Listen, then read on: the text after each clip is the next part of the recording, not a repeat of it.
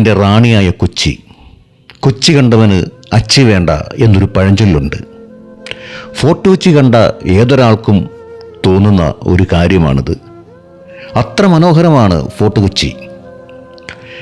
ആ ഫോർട്ട് കൊച്ചിയുടെ പൗരാണികതയിലേക്കും കൊച്ചിയുടേതായ പഴയ കാലഘട്ടങ്ങളിലേക്കും കടലിനോട് കിന്നാരം പറയുന്ന കരയുടെ ആ വസന്തത്തിലേക്കും നിങ്ങൾക്ക് എല്ലാവർക്കും സ്വാഗതം. It's me Biju.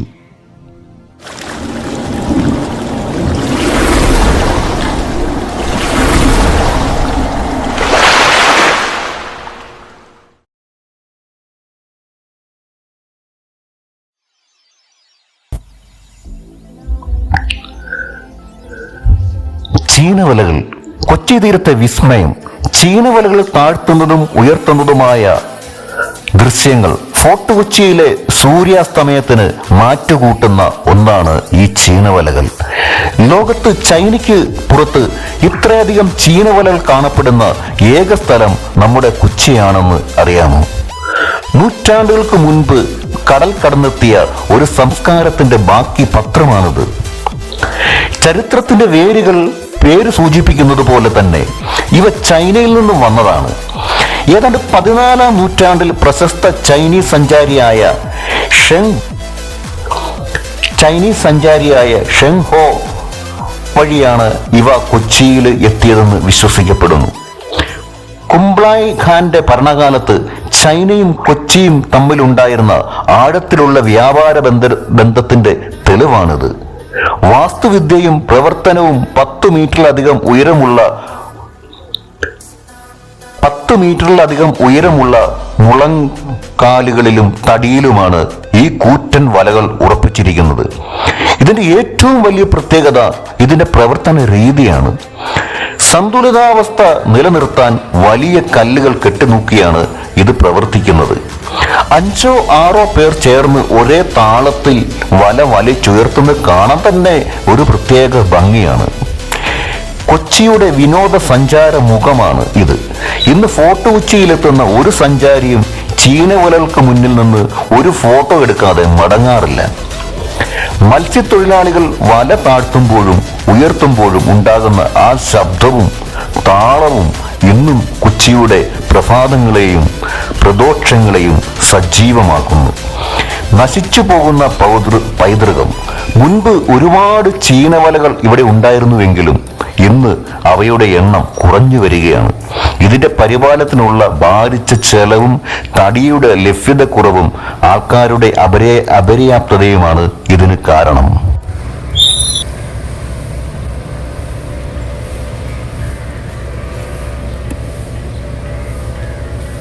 ഫോർട്ട് കൊച്ചിയുടെ ജങ്കാർ.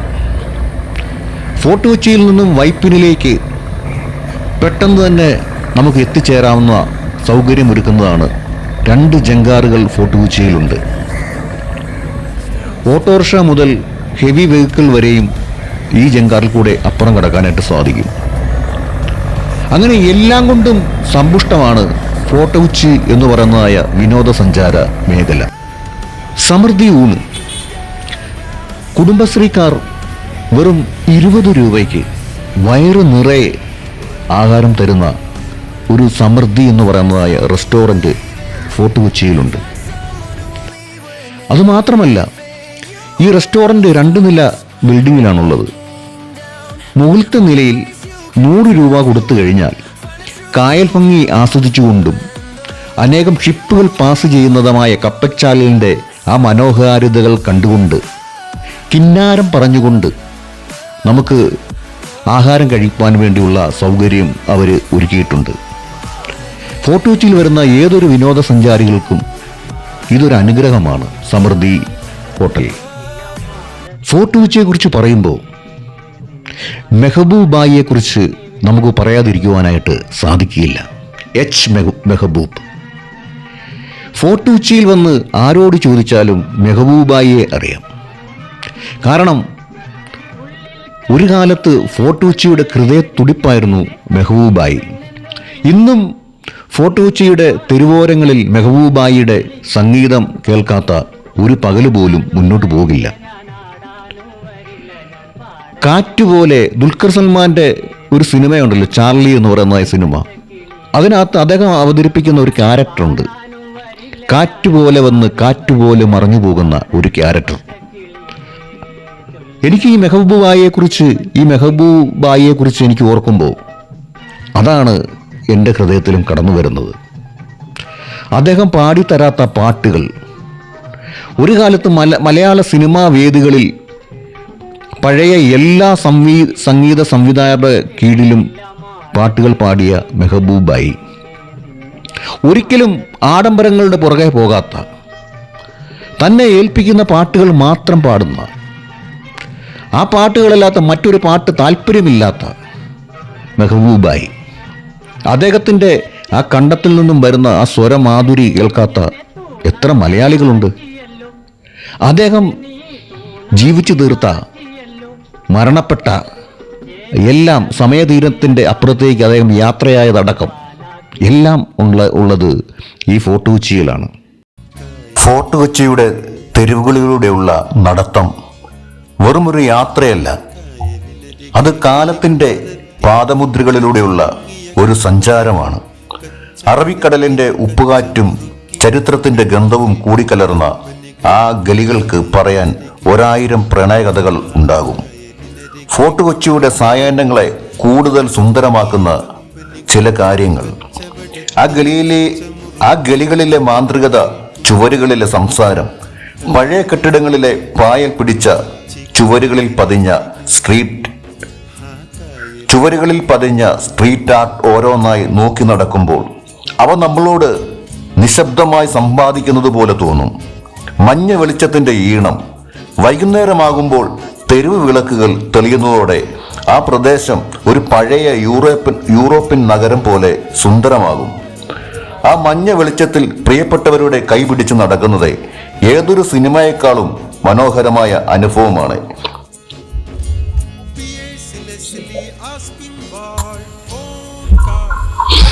മറ്റൊന്ന്, ഫോർട്ട് കൊച്ചിയിലെ ഏറ്റവും പ്രധാനപ്പെട്ട മറ്റൊരു കാര്യമാണ് വാട്ടർ മെട്രോ എന്ന് പറയുന്നത്.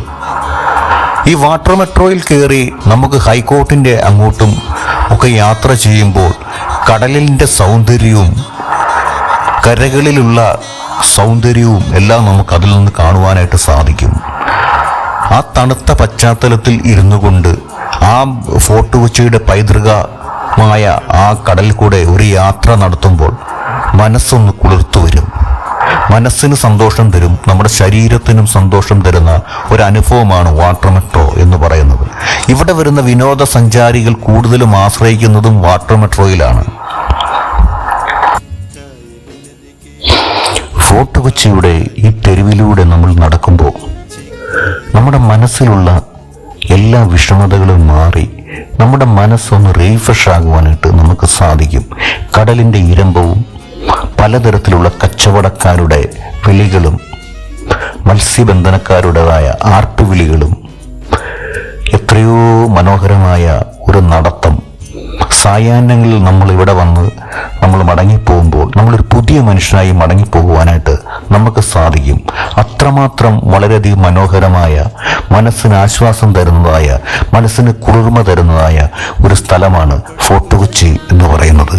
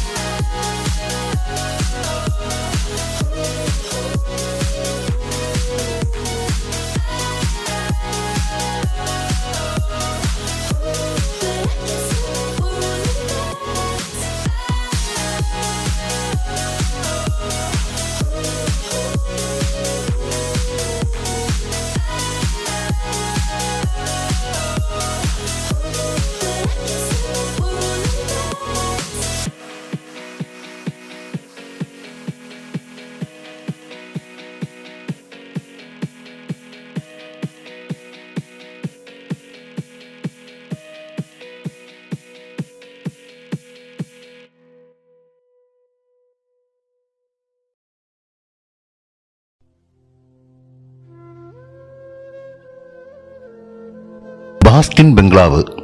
കൊച്ചിക്കടലിന്റെ കാവൽക്കാരൻ. ഫോർട്ട് കൊച്ചിയിലെ കടൽ തീരത്ത് പ്രൗഢിയോടെ നിൽക്കുന്ന ബാസ്റ്റിൻ ബംഗ്ലാവ് വെറുമൊരു വീടല്ല. കൊച്ചിയെ ആര് ഭരിക്കണമെന്ന് തീരുമാനിച്ചിരുന്ന ഒരു പഴയ കോട്ടയുടെ അവശേഷിപ്പാണ് ഈ കെട്ടിടം. കോട്ടയിലെ ബാസ്റ്റിൻ കാവൽപുര 1503 പോർച്ചുഗീസുകാർ കൊച്ചിയിൽ ഫോർട്ട് ഇമ്മാനുവൽ എന്ന് വലിയൊരു കോട്ട കെട്ടിയിരുന്നു. ആ കോട്ടയ്ക്ക് ചുറ്റും ശത്രുക്കളെ നിരീക്ഷിക്കുവാൻ 7 നിരീക്ഷണ ഗോപുരങ്ങൾ ഉണ്ടായിരുന്നു. അതിൽ കടലിന് അഭിമുഖമായി നിന്നിരുന്ന സെന്റ് സ്ട്രോം ബാസ്റ്റൺ എന്ന ഗോപുരത്തിന് മുകളിലാണ് ഇന്നത്തെ ഈ ബംഗ്ലാവ് പണിതിരിക്കുന്നത്. അതുകൊണ്ടാണ് ഇതിന് ബാസ്റ്റിൻ ബംഗ്ലാവ് എന്ന് പേര് വന്നത്. ഡച്ചുകാരുടെ തന്ത്രം. 1663 ഡച്ചുകാർ കൊച്ചി പിടിച്ചടക്കിയപ്പോൾ അവർ ഈ പോർച്ചുഗീസ് കോട്ടയുടെ ഭൂരിഭാഗവും തകർത്ത് കളഞ്ഞു. എന്നാൽ ഈ ബാസ്റ്റിൻ മാത്രം അവർ നിലനിർത്തി. ഈ നിരീക്ഷണ ഗോപുരത്തെ അവർ ഒരു മനോഹര വാസസ്ഥലമാക്കി. ഡച്ച് ശൈലിയിലുള്ള വലിയ ജനാലകളും വരാന്തകളുമാണ് ഇന്നും ഇതിൻ്റെ പ്രത്യേകത. ബ്രിട്ടീഷ് പ്രൗഢിയും ഇന്നത്തെ മാറ്റവും. പിന്നീട് ബ്രിട്ടീഷുകാർ വന്നപ്പോൾ ഇതൊരു അവരുടെ ഔദ്യോഗിക വസതിയായി ഉപയോഗിച്ചു. കടൽക്കാറ്റേറ്റ് കപ്പലുകളുടെ വരവും കാത്ത് ഈ ബംഗ്ലാവിലിരുന്നാണ് അന്ന് ഭരണാധികാരികൾ തീരുമാനങ്ങൾ എടുത്തിരുന്നത്. സ്വാതന്ത്ര്യത്തിന് ശേഷം ഏറെക്കാലം സബ് കളക്ടറുടെ വസതിയായിരുന്നു ഇത്. എന്നാൽ ഇന്ന് ഇതൊരു അത്ഭുതകരമായ മ്യൂസിയമാണ്. ഇവിടുത്തെ രഹസ്യം ബാസ്റ്റിൻ ബംഗ്ലാവിനടിയിൽ പഴയ പോർച്ചുഗീസ് കോട്ടയുടെ ഭാഗമായ ഭൂഗർഭ തുരങ്കങ്ങൾ ഉണ്ടെന്ന് ഇന്നും പറയപ്പെടുന്നു. ചരിത്രപ്രേമികൾക്ക് എന്നും ഇത് ഒരു ആവേശമാണ് ഈ ബംഗ്ലാവ്.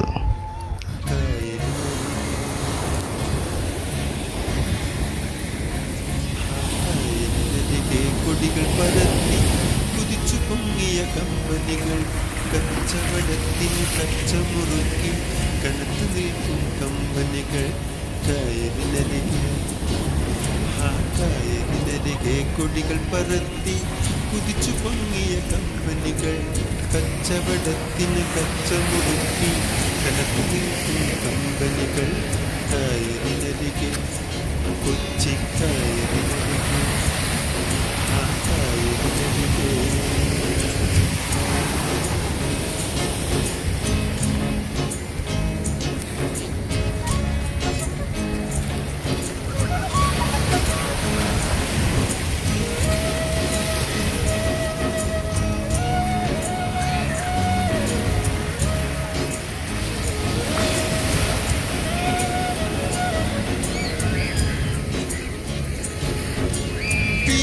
Leslie Aspinwall, Oldcard, HMC, Bombay Company, Madhura Company, A.V.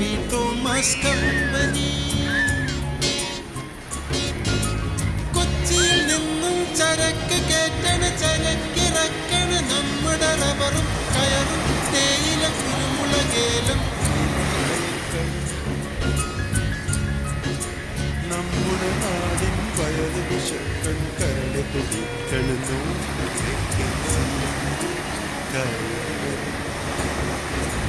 കായലിനരികെ കൊടികൾ പരത്തി കുതിച്ചു പൊങ്ങിയ കമ്പനികൾ കച്ചവടത്തിന് കച്ചമുറുക്കി കനത്തു നിൽക്കും കമ്പനികൾ കായലിനരികെ കായലിനരികെ കൊച്ചിക്കായൽ.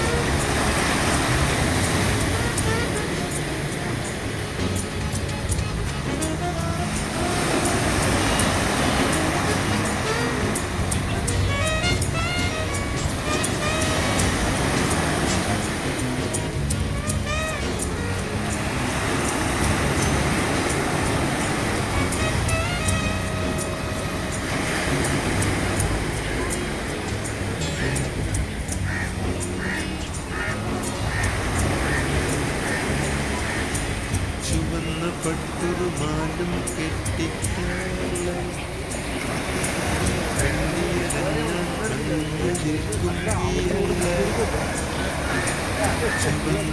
പട്ടുരുമാലും കെട്ടിക്കാല വെള്ളിയരഞ്ഞ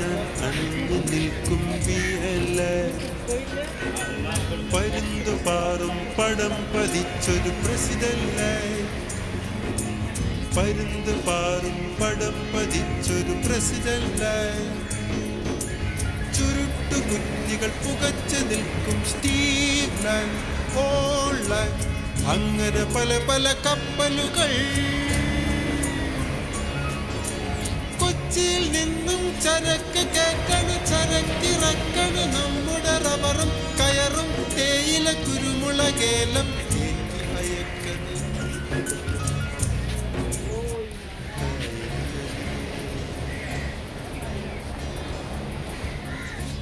കായലിനരികെ കൊടികൾ പറത്തി കുതിച്ചു പൊങ്ങിയ കമ്പനികൾ, കച്ചവടത്തിന് കച്ചമുറുക്കി കനത്തു നിൽക്കും കമ്പനികൾ.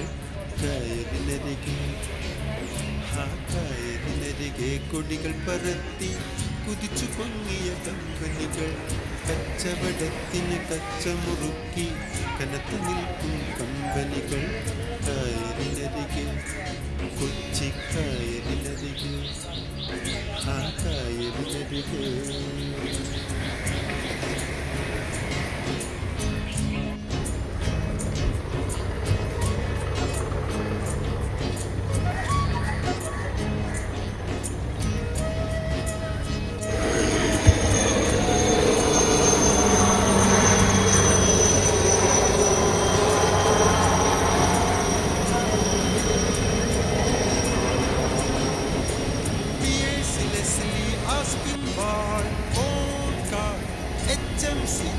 Bombay company, Madura company, A V. Thomas company.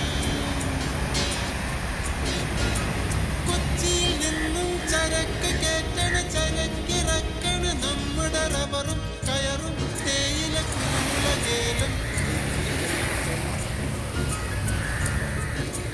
നമ്മുടെ നാടിൻ വയറ് വിശക്കൻ കരട് പിടിക്കണോ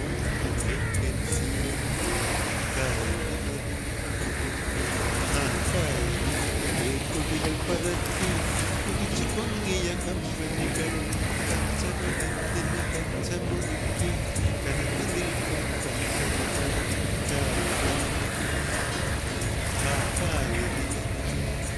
കൊച്ചിക്കായൽ.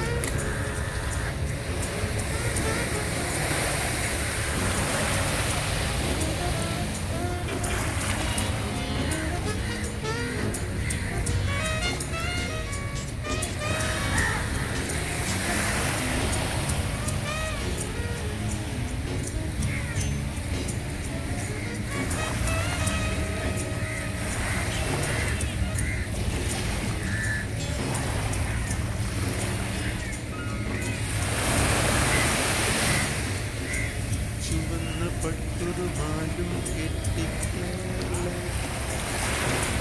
വെള്ളിയരഞ്ഞ കണ്ണിൽ.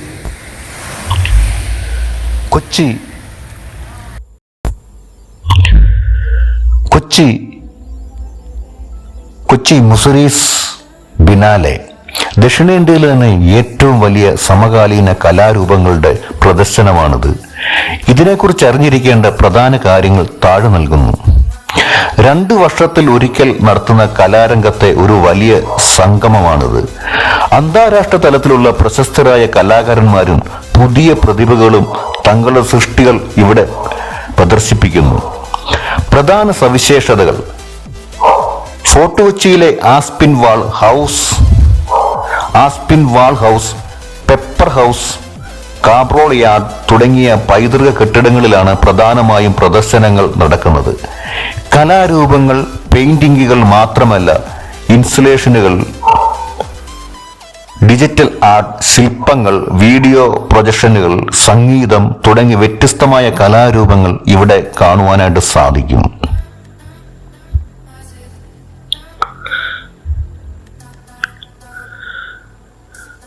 ചരിത്രപരമായ പ്രാധാന്യം: പുരാതന തുറമുഖ നഗരമായ മുസറീസിന്റെയും കൊച്ചിയുടെയും സാംസ്കാരിക പൈതൃകത്തെ ആധുനികത കലയുമായി ബന്ധിപ്പിക്കാനാണ് ഇത് ലക്ഷ്യമിടുന്നത്.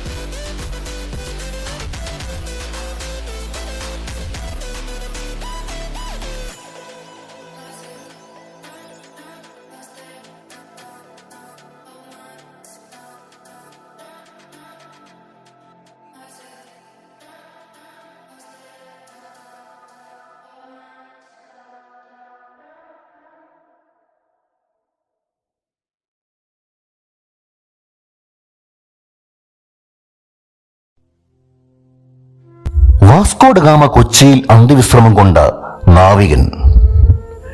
സെന്റ് ഫ്രാൻസിസ് പള്ളിയുടെ ദൃശ്യങ്ങൾ.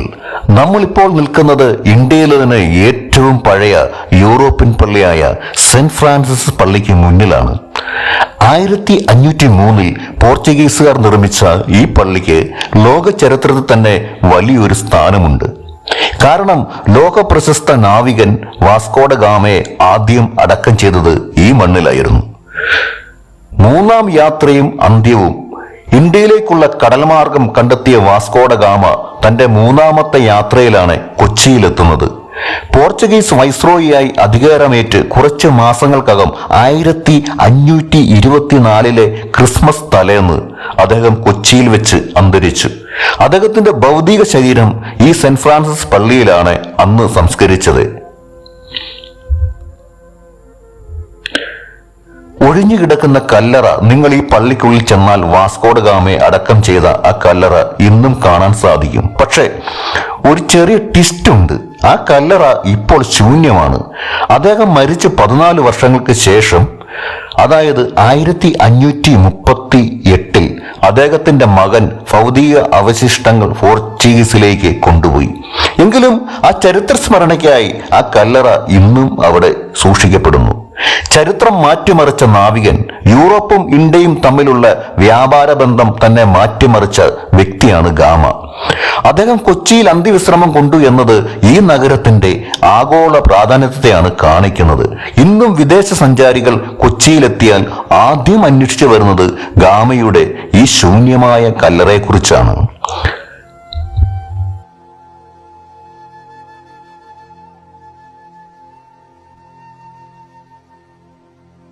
സെന്റ് ഫ്രാൻസിസ് ചർച്ച് മുന്നിലുള്ള ആ ഗോപുരത്തെക്കുറിച്ച് പറയുമ്പോൾ അത് കേവലം ഒരു സ്മാരകം മാത്രമല്ല, ലോക മഹായുദ്ധങ്ങളുമായി ബന്ധപ്പെട്ട് വലിയൊരു ചരിത്രം കൂടി അതിന്റെ പിന്നിലുണ്ട്.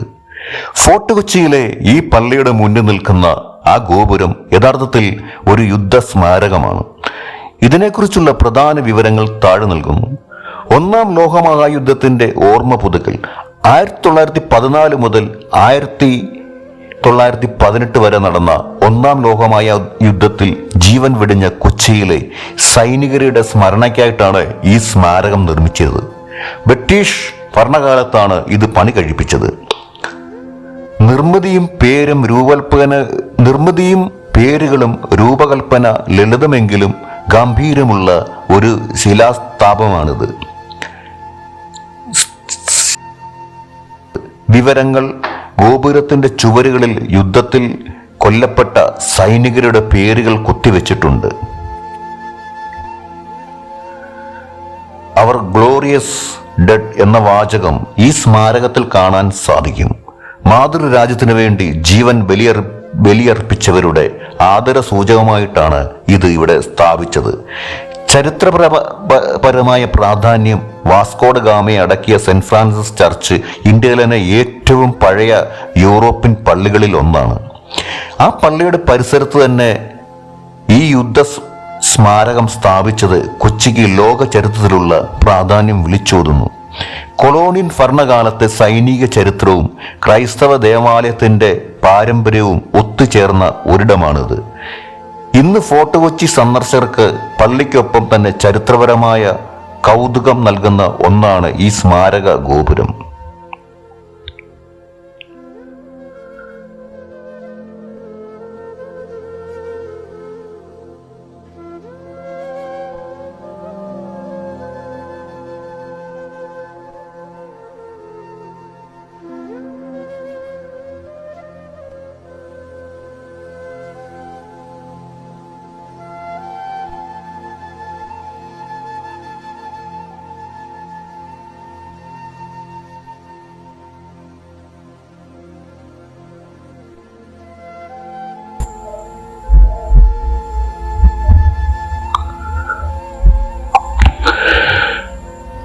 ഡച്ച് സെമിത്തേരി, ഉറങ്ങുന്ന ചരിത്രത്തിന്റെ കല്ലറകൾ.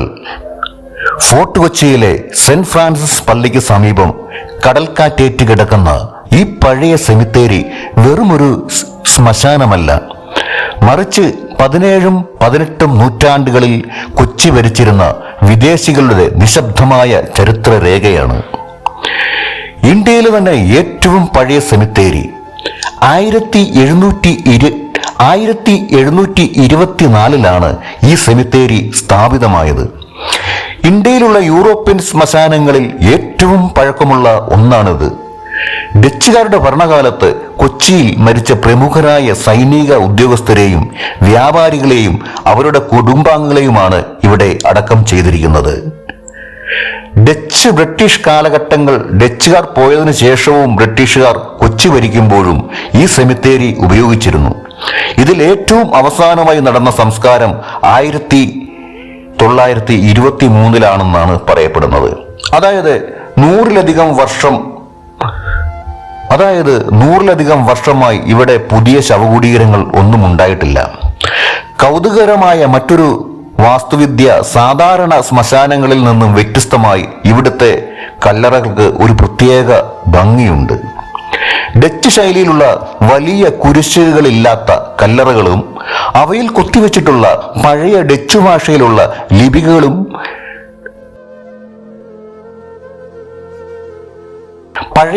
ഭാഷയിലുള്ള ലിപികളും വളരെയധികം ഭംഗിയുള്ളതാണ്. കുടുംബാംഗങ്ങളുടെ സ്ഥാനപ്പേരുകളും ചില കല്ലറകളിൽ നമുക്ക് കാണുവാനായിട്ട് സാധിക്കും. ഇന്ന് പുരാവസ്തു വകുപ്പിന്റെ കീഴിലുള്ള ഈ സെമിത്തേരി എപ്പോഴും തുറന്നിടാറില്ല. അതുകൊണ്ട് തന്നെ ഇതിന്റെ ഇരുമ്പ് മറയ്ക്കപ്പുറം എന്താണെന്ന് നോക്കാൻ സഞ്ചാരികൾക്ക് എപ്പോഴും ഒരു പ്രത്യേക ആകാംക്ഷയുണ്ട്. ഏകദേശം 104ഓളം കല്ലറകൾ ഇവിടെയുണ്ട് എന്നാണ് കണക്ക്. അതുമാത്രമല്ല, ഫോർട്ട് കൊച്ചിയിലെ പഴയ തലമുറകളും അല്ലെങ്കിൽ പ്രായമായ ചില സഹോദരങ്ങളുമൊക്കെ ഈ പറയുന്നത് പാതിരാത്രികളിലും മറ്റും അവിടെ ചില നിഴൽ അനക്കങ്ങളൊക്കെ കാണാം, പ്രേതശല്യങ്ങളൊക്കെ ഉണ്ട് എന്നാണ് പറയുന്നത്. എന്നാൽ ഇതിന് അടിസ്ഥാനപരമായിട്ട് യാതൊരു തെളിവുകളും ഇവിടെയില്ല. അവർ അതിന് പറയുന്ന കാരണങ്ങൾ പഴയ നാവികരുടെ ആത്മാക്കൾ തിരിഞ്ഞു നടക്കുന്ന സ്ഥലമാണ് ഇവിടെ എന്നാണ് അവർ പറയുന്നത്.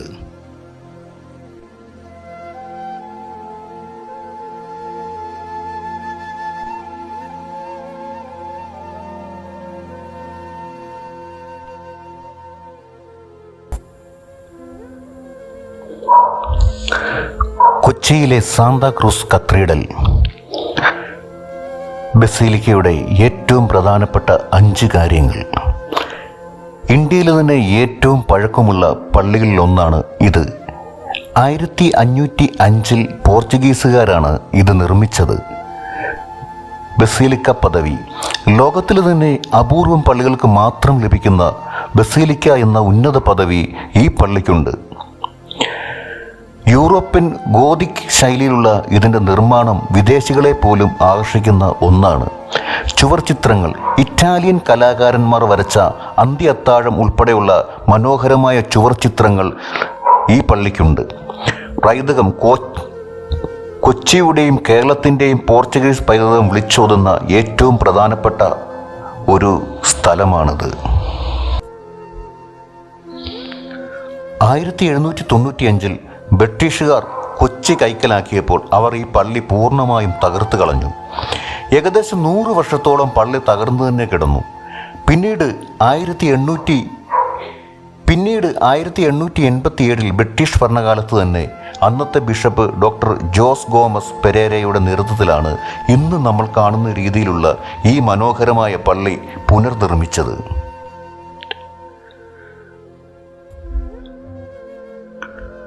സാന്താക്രൂസ് ബസിലിക്കയുടെ ചരിത്രത്തിൽ പോർച്ചുഗീസുകാർക്ക് പുറമെ ഡച്ചുകാർക്കും ബ്രിട്ടീഷുകാർക്കും നിർണായകമായ പങ്കുണ്ട്. പോർച്ചുഗീസ് കാലഘട്ടം 1505 പോർച്ചുഗീസുകാർ ഈ പള്ളി നിർമ്മിച്ചു. അക്കാലത്ത് കൊച്ചിയിലെ ഏറ്റവും പ്രധാനപ്പെട്ട ആരാധനാലയമായിരുന്നു ഇത്. 1663 ഡച്ചുകാർ കൊച്ചി പിടിച്ചടക്കിയപ്പോൾ അവർ ഫോർട്ട് കൊച്ചിയിലെ മിക്കവാറും എല്ലാ കത്തോലിക്ക പള്ളികളും നശിപ്പിച്ചു. എന്നാൽ സാന്താക്രൂസ് പള്ളി മാത്രം അവർ നശിപ്പിച്ചില്ല. പകരം അവരുടെ ആയുധങ്ങൾ സൂക്ഷിക്കാനുള്ള ഒരു വെടിമരുന്ന് ശാലയായി ഈ പള്ളിയെ അവർ ഉപയോഗിച്ചു. ഡച്ചുകാരുടെ ഈ തീരുമാനം കാരണമാണ് പള്ളിയുടെ പഴയ ഘടന അക്കാലത്ത് നിലനിന്നിരുന്നത്.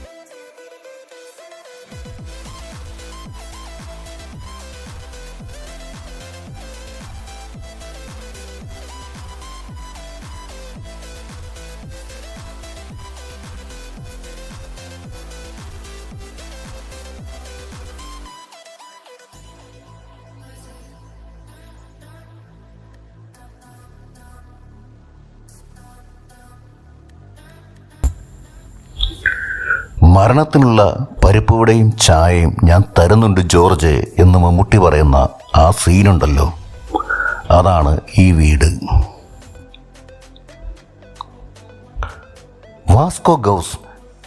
വാസ്കോ ഹൗസ് ചരിത്രപുരുഷൻ അന്ത്യനാളുകളിൽ ചെലവിട്ട ഇടം. നമ്മളിപ്പോൾ നിൽക്കുന്നത് ഫോർട്ട് കൊച്ചിയിലെ ബാസ്റ്റിൻ സ്ട്രീറ്റിലുള്ള വാസ്കോ ഹൗസിന് മുന്നിലാണ്. 5 നൂറ്റാണ്ടുകൾക്ക് മുൻപ് കടൽ കടന്ന് ഇന്ത്യയിലെത്തിയ വാസ്കോഡ ഗാമ തൻ്റെ കൊച്ചിയിലെ താമസത്തിനായി തിരഞ്ഞെടുത്തത് ഈ വീടാണ്. പോർച്ചുഗീസ് വാസ്തുവിദ്യയുടെ ഇന്നും ജീവിക്കുന്ന ഒരു അടയാളമാണിത്. യൂറോപ്യൻ ശൈലിയിലുള്ള നിർമ്മാണം. 16-ാം നൂറ്റാണ്ടിൻ്റെ തുടക്കത്തിൽ നിർമ്മിച്ച ഈ വീടിന് ശുദ്ധമായ യൂറോപ്യൻ ശൈലിയാണ് ഉള്ളത്. വെളുത്ത ചുവരുകളും വലിയ ജനാലുകളും തടിയിലുള്ള മനോഹരമായ ബാൽക്കണികളും ഈ വീടിന് ഒരു പ്രത്യേക ഭംഗി നൽകുന്നുണ്ട്. അക്കാലത്തെ പോർച്ചുഗീസ് ഉദ്യോഗസ്ഥരുടെ പ്രൗഢി വിളിച്ചോതുന്നതാണ് ഇതിൻ്റെ ഓരോ കോണും. ഗാമയുടെ അന്ത്യദിനങ്ങൾ 1524 വാസ്കോഡ ഗാമ തൻ്റെ 3ാമത്തെയും അവസാനത്തെയും യാത്രയ്ക്കായി കൊച്ചിയിലെത്തിയപ്പോൾ ഇവിടെയാണ് താമസിച്ചിരുന്നത്. ഇവിടെ വെച്ചാണ് അദ്ദേഹം രോഗബാധിതനാകുന്നതും പിന്നീട് മരണപ്പെടുന്നതും. ഈ വീടിൻ്റെ ജനാലകളിലൂടെ അദ്ദേഹം കൊച്ചിയിലെ കടൽക്കാറ്റ് ആസ്വദിച്ചിട്ടുണ്ടാകാം. ഇന്നത്തെ അവസ്ഥ, നൂറ്റാണ്ടിൽ കഴിഞ്ഞിട്ടും വലിയ മാറ്റങ്ങളില്ലാതെ ഈ വീട് ഇന്നും സംരക്ഷിക്കപ്പെടുന്നു. നിലവിൽ ഇതൊരു ഹോം സ്റ്റേ ആയിട്ടാണ് പ്രവർത്തിക്കുന്നത്. അതായത് ലോക ചരിത്രത്തെ മാറ്റിമറിച്ച ഒരു നാവികൻ താമസിച്ച അതേ വീട്ടിൽ ഇന്നും സഞ്ചാരികൾക്ക് താമസിക്കുവാൻ സാധിക്കും എന്നത് വലിയ ഒരു പ്രത്യേകതയാണ്.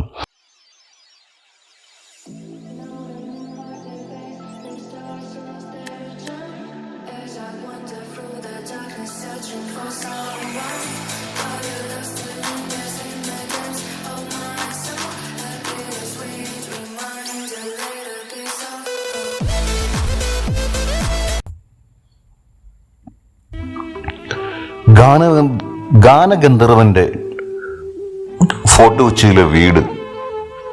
ചരിത്രവും സിനിമയും മാത്രമല്ല, സംഗീതവും ഈ ഫോർട്ട് കൊച്ചിയുടെ മണ്ണിൽ ആഴത്തിൽ വേരൂന്നിയിട്ടുണ്ട്. നമ്മൾ ഇപ്പോൾ നിൽക്കുന്നത് മലയാളികളുടെ സ്വന്തം ഗാനഗന്ധർവൻ KJ യേശുദാസിന്റെ ഫോർട്ട് കൊച്ചിയിലുള്ള വീടിന് മുന്നിലാണ്. സംഗീത പ്രേമികൾക്ക് ഇതൊരു തീർത്ഥാടന കേന്ദ്രം പോലെയാണ്. പരേഡ് ഗ്രൗണ്ടിന് സമീപം ഫോർട്ട് കൊച്ചിയിലെ പ്രശസ്തമായ പരേഡ് ഗ്രൗണ്ടിന് തൊട്ടടുത്താണ് ഈ വീട് സ്ഥിതി ചെയ്യുന്നത്. പോർച്ചുഗീസ് ഡച്ച് ശൈലിയിൽ ഇഴചേർന്ന ഫോർട്ട് കൊച്ചിയിലെ മറ്റ് കെട്ടിടങ്ങളിൽ നിന്നും വ്യത്യസ്തമായി ലളിതവും എന്നാൽ മനോഹരവുമായ ഒരു ശൈലിയാണ് ഈ വീട് പണിതിരിക്കുന്നത്. യേശുദാസും ഫോർട്ട് കൊച്ചിയും യേശുദാസിന്റെ കുട്ടിക്കാലവും വളർച്ചയും ഈ കൊച്ചിയുടെ മണ്ണിലായിരുന്നു. അതുകൊണ്ട് തന്നെ ഈ വീടിന് അദ്ദേഹത്തിന്റെ ജീവിതത്തിൽ വലിയൊരു സ്ഥാനമുണ്ട്. അദ്ദേഹം കൊച്ചിയിലെത്തുമ്പോഴൊക്കെയും ഇവിടെ താമസിക്കാറുണ്ടായിരുന്നു. ആ ജനാലയ്ക്കരികിൽ നിന്ന് അദ്ദേഹം പാടുന്നത് കേൾക്കാൻ കാത്തുനിന്ന ആരാധകരുടെ കഥകൾ ഇവിടുത്തെ പഴയ തലമുറകൾക്ക് പറയാനുണ്ടാവും. ഇപ്പോഴത്തെ അവസ്ഥ, യേശുദാസ് ഇപ്പോൾ വിദേശത്താണെങ്കിലും ഈ വീട് ഇന്നും കൃത്യമായി സംരക്ഷിക്കപ്പെടുന്നുണ്ട്. ഈ വഴി കടന്നു പോകുന്ന സഞ്ചാരികൾ ഒരു നിമിഷം നിന്ന് ഈ വീടിന്റെ ഫോട്ടോ എടുക്കാതെ പോകാറില്ല. കൊച്ചിയുടെ സംഗീതം പാരമ്പര്യത്തിന്റെ ഒരു വലിയ അടയാളമാണിത്. ഈ വീടിന്റെ മുമ്പിലെ ഏറ്റവും വലിയൊരു പ്രത്യേകത എന്ന് പറയുന്നത് യേശുദാസ് താമസിച്ചിരുന്ന കാലത്ത് തന്നെ ഒരു മാവ് ആ വീടിൻ്റെ മുമ്പിലുണ്ടായിരുന്നു. ആ മാവ് ഇപ്പോഴും അവിടെ ഒരു മുതുമുത്തച്ഛനായിട്ട് അവിടെ ഉണ്ട് എന്നുള്ളതും നമുക്ക് വളരെയധികം ആശ്ചര്യം പകരുന്ന ഒരു കാര്യമാണ്.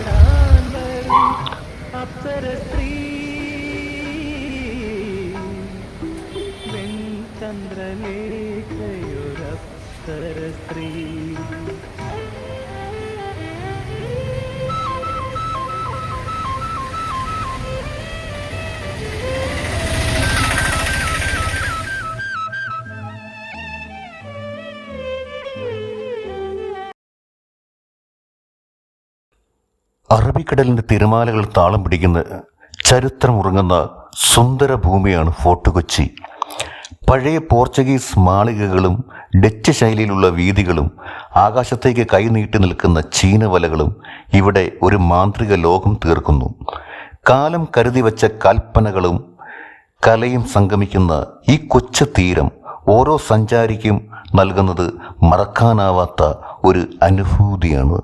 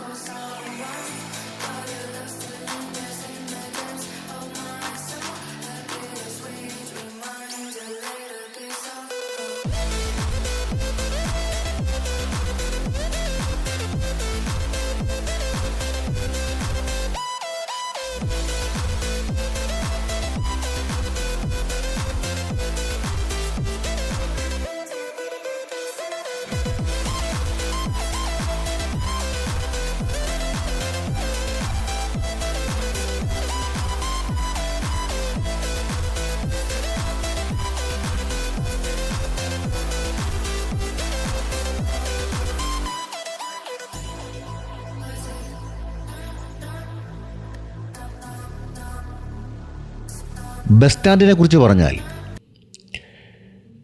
ഫോർട്ട് കൊച്ചിയിൽ വരുന്ന വിനോദസഞ്ചാരികൾക്ക് ഏതെല്ലാം ഭാഗങ്ങളിലേക്ക് പോകുവാനും ഇവിടുന്ന് ബസ് സർവീസുകളുണ്ട്. പ്രൈവറ്റ് ബസ് മാത്രമല്ല, KSRTCയുടെ ബസ് സർവീസുകൾ ഇവിടെയുണ്ട്. അത് ഏതൊരു വിനോദസഞ്ചാരികൾക്കും വളരെ കുറഞ്ഞ ചിലവിൽ ഫോർട്ട് കൊച്ചി സന്ദർശിക്കുവാനായിട്ട് ഇടയാക്കുന്ന ഒരു കാര്യമാണ്.